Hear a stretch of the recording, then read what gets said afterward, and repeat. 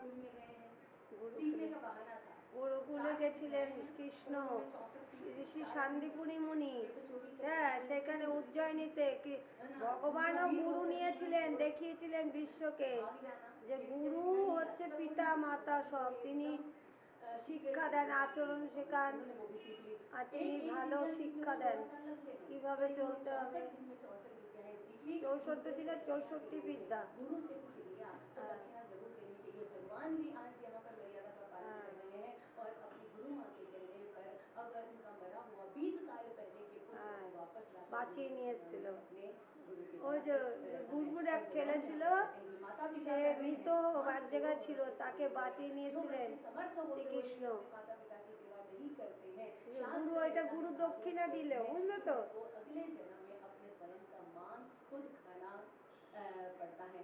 जो अतिथि को गृहस्थ होकर আচ্ছা, भी अगर भगवान नहीं समझता है, सत्कार नहीं करता है অতিথি और अगर ভগবান। वो गुरु भक्ति